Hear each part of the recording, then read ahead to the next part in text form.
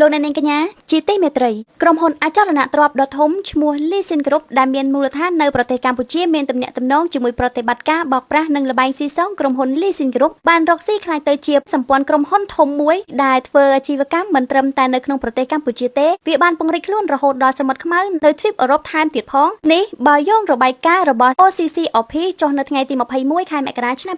2026ផតាំងដែលប្រមូលបានដោយ OCCOP បានបង្ហាញថាមានរឿងខ្មៅងងឹតក្រោយឆាកជាច្រើនហើយត្រូវបានចុះផ្សាយនៅកាលពីថ្ងៃទី21ខែមករាឆ្នាំ2026របស់សារព័ត៌មានបែបស៊ើបអង្កេតអំពីការរៀបចំនិងដំណើរការបាត់ឧក្រិដ្ឋកម្មនិងអំពើពុករលួយដែលហៅកាត់ថា OCCOP ការស៊ើបអង្កេតបានរកឃើញថាមេខ្លាំងឧក្រិដ្ឋកម្មឆ្លងដែនប្រតិបត្តិការឆបោកតាមអនឡាញនិងលបែងស៊ីសងតាមអ៊ីនធឺណិតក្រៅពីលោក Chen Ji ដែលលោកហ៊ុនសែនទើបតែចាប់បញ្ជូនទៅប្រទេសចិនរងការរិះគន់ជាទូទៅថាបានលាក់បាំងពីភាពជាប់ពាក់ព័ន្ធនឹងការទទួលខុសត្រូវរបស់លោកហ៊ុនសែនបែឧក្រិដ្ឋជន2នាក់បងប្អូនទៀតឈ្មោះស៊ូមីងឈៀនតូម៉ាស៊ូនិងស៊ូមីងឆៅហៅ Kevin Su ជាម្ចាស់ក្រុមហ៊ុន Leasing Group ឬហៅម្យ៉ាងទៀតថា Business Group 2បានដំណើរការរកស៊ីឆបោកតាមអនឡាញតាំងពីឆ្នាំ2017ដែលមានមូលដ្ឋាននៅក្នុងប្រទេសកម្ពុជានិងបានពង្រីកការរកស៊ីរបស់ខ្លួនទៅប្រទេសស៊ីកស៊ីជាប្រទេសក្បែរនឹងជាប់រុស្ស៊ីនិងសមុទ្រខ្មៅកាលពីខែធ្នូឆ្នាំ2013លោកស៊ូមីងឈៀនជាជនជាតិតៃវ៉ាន់បានមកដល់ប្រទេសកម្ពុជាហើយលោកចង់បានសញ្ជាតិខ្មែរលោកចាប់ផ្ដើមសាងទំនាក់ទំនងជាមួយអ្នកមានអំណាចនៅកម្ពុជាក្នុងនោះមានមន្ត្រីជាន់ខ្ពស់នៃគណៈបកប្រជាជនកម្ពុជារួមមានបងប្អូនជីដូនមួយរបស់លោកនាយករដ្ឋមន្ត្រីហ៊ុនម៉ាណែតគឺលោកហ៊ុនតូផងដែរប៉ុន្តែលោកស៊ូមីងឈៀនឬគេស្គាល់ថាតូម៉ាស៊ូត្រូវបានគេតាមប្រម៉ាញ់ពីបទជួញដូរគ្រឿងញៀនរាប់រយលានដុល្លារអាមេរិកលោកបានភៀសខ្លួនមកកាន់ប្រទេសកម្ពុជាជាង1ទសវត្សរ៍មកហើយដោយបានបង្កើតអត្តសញ្ញាណថ្មីនិងមានតួនាទីរួមជាមួយបងប្រុសរបស់លោកស៊ូមីងឆៅឬហៅថា Kevin Su ក្នុងការកសាងអាណាចក្រអចលនទ្រព្យដ៏ធំមួយនៅកម្ពុជាពីរអ្នកបងប្អូនបានពង្រីកការរកស៊ីទៅដល់ប្រទេសស៊ីកស៊ីដែលជាប្រទេសមួយដែលស្ថិតនៅតំបន់អឺរ៉ាស៊ីចន្លោះអឺរ៉ុបនិងអាស៊ីដែលលោកតូម៉ាស៊ូជាតំណាងក្រុមហ៊ុន Leasing បានផ្ដល់បទសម្ភាសន៍ដល់សារព័ត៌មានចូលរួមប្រតិបត្តិការរបស់ Leasing និងបង្ហាញខ្លួនជាញឹកញាប់លើបណ្ដាញសង្គមលោកក៏ជាអ្នកចាប់ផ្ដើមវិនិយោគធំបំផុតរបស់ Leasingដោយបង្កើតគម្រោងអគារខ្ពស់ពីរដ៏ទំនើបនៅទីក្រុងបាតូមីនៃប្រទេសស៊ីកស៊ីនិងមានមជ្ឈមណ្ឌលទេសចរនិងកាស៊ីណូរបស់ប្រទេសនោះនៅកម្ពុជាលោកតូម៉ាស៊ូតែងតែត្រូវបានពិពណ៌នាជាប្រធានឬជាស្ថាបនិករបស់ Leasing Group កំណត់ត្រាសាធារណៈសាលក្រមតុលាការនិងរបាយការណ៍របស់អង្គការសហប្រជាជាតិបង្ហាញថាលោកតូម៉ាស៊ូបានយកប្រព័ន្ធផ្ដល់សញ្ជាតិរបស់កម្ពុជានិងការអនុវត្តច្បាប់ធូររលុងនិងទំនាក់ទំនងជាមួយអ្នកនយោបាយកម្ពុជាដើម្បីទទួលបានភាពស្របច្បាប់និងពង្រីកអាជីវកម្មរបស់ខ្លួនខណៈរត់គេចខ្លួនពីការតាមចាប់របស់រដ្ឋបរទេសចំណែកបងប្រុសលោកតូម៉ាស៊ូគឺលោកស៊ូមីងឆៅជាអ្នកទទួលខុសត្រូវក្រុមហ៊ុន Leasing Group នៅកម្ពុជាបានលេចមុខឡើងដោយបង្កើតគម្រោងអចលនទ្រព្យធំៗនិងផ្សព្វផ្សាយទស្សនវិស័យពីទីក្រុងថ្មីៗនិងគម្រោងធំៗនៅក្នុងប្រទេសកម្ពុជាប៉ុន្តែក្រោមរូបភាពដ៏ភ្លឺថ្លានោះមានរឿងរ៉ាវស្មុគស្មាញជាច្រើនទៀតដែលភ្ជាប់ទៅនឹងការចោទប្រកាន់អំពើឧក្រិដ្ឋកម្មឆ្លងដែនប្រតិបត្តិការឆបោកតាមអនឡាញនិងលបែងស៊ីសងតាមអនឡាញតែក្រោយមកលោកតូម៉ាស៊ូបានបដិសេធថាមិនមានទំនាក់ទំនងជាមួយក្រុមហ៊ុន Leasing ទេតាមរយៈមេធាវីរបស់ក្រុមហ៊ុន Leasing Group នៅក្នុងប្រទេសកម្ពុជាលោកហ៊ុនតូនិងបងប្រុសរបស់លោកតូម៉ាស៊ូគឺលោក Kevin Su បានបង្កើតក្រុមហ៊ុនមួយឈ្មោះថា Leasing Development កាលពីឆ្នាំ2019នេះបើយោងតាមកំណត់ត្រារបស់ក្រសួងពាណិជ្ជកម្មលោកស៊ូមីងឈៀនត្រូវបានរាយការណ៍ថាជាអ្នករកស៊ីគ្រឿងញៀនម្នាក់ដែលបានរត់គេចខ្លួនពីតៃវ៉ាន់ដោយលោកត្រូវបានចោទប្រកាន់ថាជាអ្នកផលិតគ្រឿងញៀនប្រភេទ Methamphetamine ហើយត្រូវបានកាត់ទោសជាប់ពន្ធនាគារ12ឆ្នាំឯកសារផ្លូវការរបស់អាជ្ញាធរតៃវ៉ាន់បានបញ្ជាក់ថាលោកស៊ូបានគេចខ្លួននិងប្រើអត្តសញ្ញាណคล้ายៗឯកសារបញ្ជាក់ថាគាត់បានគេចខ្លួនមកកម្ពុជាដោយប្រើលិខិតឆ្លងដែនคล้ายៗនិងរួមជាមួយបងប្រុសរបស់គាត់ស៊ូមីងឆៅដើម្បីដឹកនាំរកស៊ីផ្នែកអចលនទ្រព្យនិងអាជីវកម្មផ្សេងៗទៀតនៅទីនេះកាលពីខែកក្កដាឆ្នាំ2018លោកតូម៉ាស៊ូបានទទួលលិខិតឆ្លងដែនហ្វីលីពីនដោយប្រើឈ្មោះ Sudo Auricus បន្ទាប់មកលោកក៏បានទទួលសញ្ជាតិខ្មែរក្នុងឆ្នាំ2019ហើយផ្លាស់ប្ដូរឈ្មោះទៅជាតូម៉ាស៊ូតាមសញ្ជាតិខ្មែរនេះលោកតូម៉ាស៊ូអាចប្រតិបត្តិអាជីវកម្មច្បាស់លាស់នៅកម្ពុជានិងវិនិយោគក្នុងអចលនទ្រព្យតែអាជ្ញាធរតៃវ៉ាន់មិនមានបច្ចាប័នជាមួយប្រទេសកម្ពុជាឡើយហើយបានត្រឹមតែឈរមើលបងប្អូនពីរនាក់នេះរកស៊ីប្រព្រឹត្តឧក្រិដ្ឋកម្មហុបខិតជាមួយមន្ត្រីមានអំណាចនៅកម្ពុជាយ៉ាងណាក៏ដោយអាជ្ញាធរតៃវ៉ាន់នៅតែតាមរកចាប់ខ្លួនគាត់ដដែលលោកត្រូវបានសង្ស័យផងដែរថាបានផ្ដល់ហិរញ្ញវត្ថុសម្រាប់ការដឹកជញ្ជូនគ្រឿងញៀនប្រភេទ Methamphetamine ដែលមានតម្លៃប្រមាណ$364លានអាមេរិកកាលពីឆ្នាំ2016ដែលពាក់ ព័ន្ធនឹង Sandgard Syndicate ដែលគេស្គាល់ថាជាបណ្ដាញគ្រឿងញៀនអន្តរជាតិធំបំផុតនៅអាស៊ីលើសពីនេះឯកសាររបស់តុលាការនៅប្រទេសចិនដែលមិនធ្លាប់បានរាយការណ៍ពីមុនបង្ហាញពីប្រតិបត្តិការឆបោកតាមអនឡាញឬហៅថា scam ចេញពីប្រទេសកម្ពុជាដែលដឹកនាំដោយក្រុមហ៊ុនមួយឈ្មោះថា Lisin ក្រុមហ៊ុន Lisin មិនដែលត្រូវចាប់ប្រកាន់ជាផ្លូវការចំពោះការបោកប្រាស់តាមអនឡាញនៅកម្ពុជាឡើយហើយមេធាវីរបស់ក្រុមហ៊ុន Lisin តែងតែបានបដិសេធរឿងដែលថាក្រុមហ៊ុនមានចូលរួមក្នុងសកម្មភាពខុសច្បាប់ណាមួយបងប្រុសរបស់លោកតូម៉ាស៊ូគឺលោកស៊ូមីនឆាវឬហៅថា Kevin Su បានមកកម្ពុជាដំបូងក្នុងឆ្នាំ2012ហើយចាប់ផ្ដើមរកស៊ីនៅក្នុងប្រទេសកម្ពុជាដោយបង្កើតគម្រោងអចលនទ្រព្យរាប់រយលានដុល្លារអាមេរិកក្នុងឆ្នាំ2015លោក Kevin Su ក៏បានបង្កើតក្រុមហ៊ុនមួយឈ្មោះថា Lisin Construction ជាបន្តបន្ទាប់លោកបានបង្កើតក្រុមហ៊ុនមួយទៀតឈ្មោះថា Lisin Development ដោយរកស៊ីជាមួយលោកហ៊ុនតូក្រុមហ៊ុននេះបន្ទាប់មកដឹកនាំដោយក្រុមហ៊ុនមេឈ្មោះថា Lisin Group ដែលឈ្មោះនេះសម្គាល់សម្រាប់បណ្ដាញក្រុមហ៊ុននៅក្នុងប្រទេសកម្ពុជាដើម្បីផ្សព្វផ្សាយគម្រោងអភិវឌ្ឍធំៗតាមគេហទំព័របណ្ដាញសង្គមក្នុងឆ្នាំ2017ក្រុមហ៊ុន Lisin បានប្រកាសគម្រោងដំបូងរបស់ខ្លួនឈ្មោះថា CEO Canter គាស្នាក់ការលំដាប់ប្រណិត33ជាន់នៅភ្នំពេញដែលនៅមិនឆ្ងាយពីវិទ្យាល័យបាក់ទូគម្រោងនេះត្រូវបានដាក់បង្ហាញជាផ្លូវការជាមួយការចូលរួមយ៉ាងសំខាន់ពីមន្ត្រីកម្ពុជាដៃគូដំបូងរបស់ក្រុមហ៊ុន Lisin គឺ KT Pacific Group LTD ដែលមានប្រធានឈ្មោះហុងសួនភរិយារបស់អង្គការខ្មែរម្នាក់ឈ្មោះស៊ីកុងត្រាវដែលមានទំនាក់ទំនងយ៉ាងជិតស្និទ្ធជាមួយគណៈបកប្រជាជនកម្ពុជាលោកស្រីម៉ែនសំអនដែលជាមន្ត្រីជាន់ខ្ពស់គណៈបកកណ្ដាលអំណាចក៏បានចូលរួមក្នុងពិធីបើកគម្រោងនេះដែរបងប្អូនប្រុសទាំងពីរគឺលោកស៊ូនិងលោក Kevin ក៏បានបង្កើតគម្រោង Sahenakwa New City នៅលើដីប្រមាណ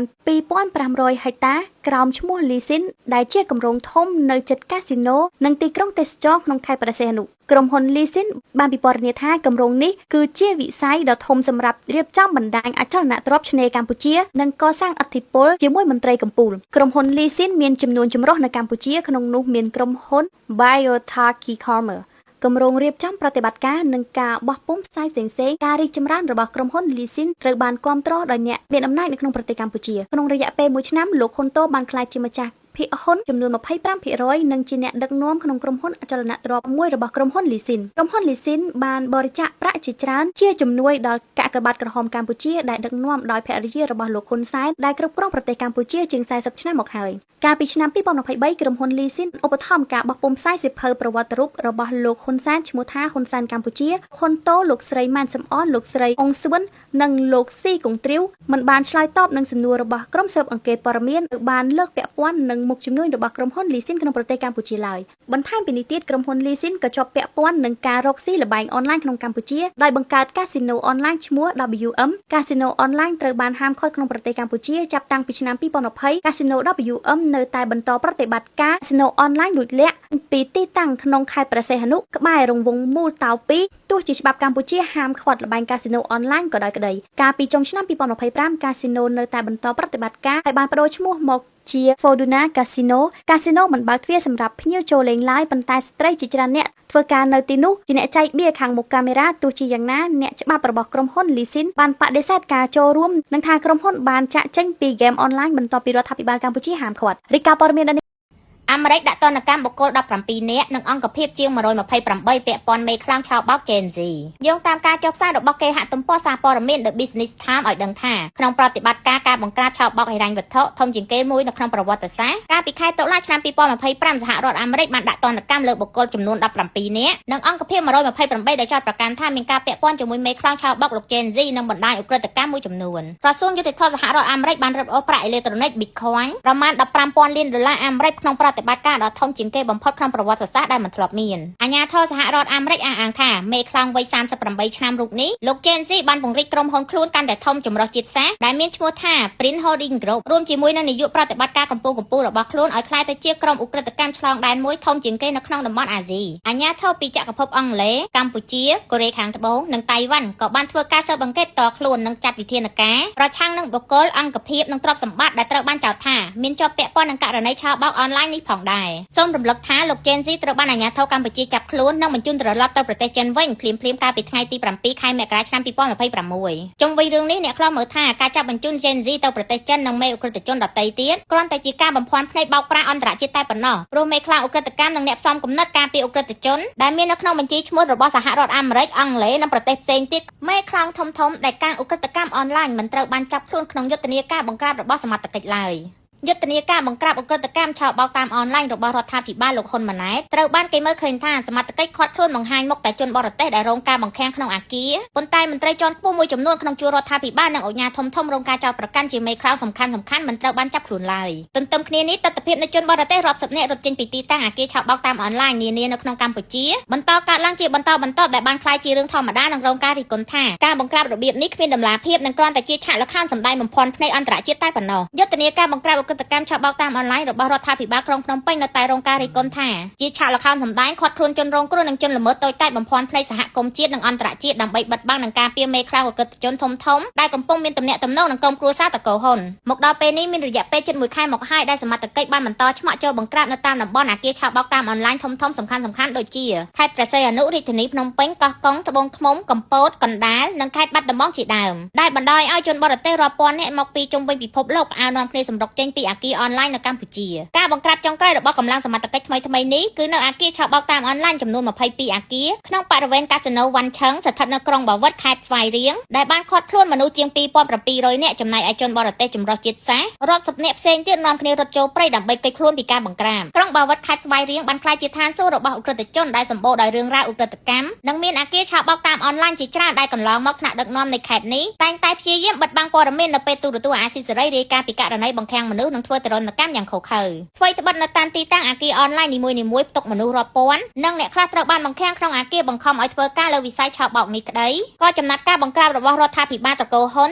មិនបានបង្ហាញមុខក្រុមអ្នកទទួលខុសត្រូវនិងបណ្ដាញមេខ្លោងធំៗពាក់ព័ន្ធនោះទេអ្នកខ្លំមើលផ្នែកសង្គមលោកបណ្ឌិតមាសនេះលើកឡើងថារបៀបបង្ក្រាបឧក្រិដ្ឋកម្មឆបោកតាមអនឡាញរបស់រដ្ឋាភិបាលសប្តាហ៍ថ្ងៃគ្មានតម្លាភាពនិងប្រសិទ្ធភាពធ្វើឲ្យសហគមន៍អន្តរជាតិគ្មានទំនុកចិត្តឡើយក្រៅពីនេះលោកយល់ថាអសមត្ថភាពនៃអាជ្ញាធរតាមបណ្ដាខេត្តដែលបណ្ដោយឲ្យអគារអនឡាញរីកដូចផ្សិតនោះគឺដោយសារពួកគេអាចជាប់ពាក់ព័ន្ធនឹងទំនាស់ផលប្រយោជន៍និងរងសម្ពាធពីក្រុមអ្នកមានអំណាចមេខ្លោងដែលមានឥទ្ធិពលទៅគ្មានការបង្ក្រាបទីតាំងឧក្រិដ្ឋកម្មនាពេលកន្លងមកជាមួយគ្នានេះប្រធានអង្គការប្រជាធិបតេយ្យខ្មែរដែលមានមូលដ្ឋាននៅប្រទេសអូស្ត្រាលីលោកសង្សានករណាមានប្រសាសន៍ថារដ្ឋាភិបាលកម្ពុជាគ្មានវិធានការបង្ក្រាបដល់ឫសគល់នៃមេខ្លោងពាក់ព័ន្ធធំៗគឺដោយសាររដ្ឋាភិបាលមិនហ៊ានអាសាច់ខ្លួនឯងពោលគឺមិនចាប់ខ្លួនក្រុមគ្រួសារសាច់ញាតិរបស់ខ្លួននិងមន្ត្រីជាន់ខ្ពស់ក្នុងជួររដ្ឋាភិបាលដែលខົບខិតជាមួយឧក្រិដ្ឋជនយកមកអនុវត្តទោសឡើយលោកប្រមានថាការដែលមេដឹកនាំកម្ពុជាបន្តខົບខិតជាមួយឧក្រិដ្ឋជនរស់ស៊ីរបបទុច្ចរិតនិងគ្មានផលចំណេញសម្រាប់សេដ្ឋកិច្ចជាតិនិងស្ថិរភាពនៃភាពហ៊ឺហាលុយឆាយរបស់ខ្លួនឡើយក្រៅពីបង្កវិនាសកម្មដល់ជាតិរបាយការណ៍អង្គការលើកលែងទោសអន្តរជាតិ Amnesty International បង្ហាញថារដ្ឋាភិបាលកម្ពុជាមិនបានដោះស្រាយបញ្ហារំលោភសិទ្ធិមនុស្សធ្ងន់ធ្ងរដូចជាអំពើឃាតកម្មទារុណកម្មនិងអំពើរំលោភផ្លូវភេទលើជនរងគ្រោះ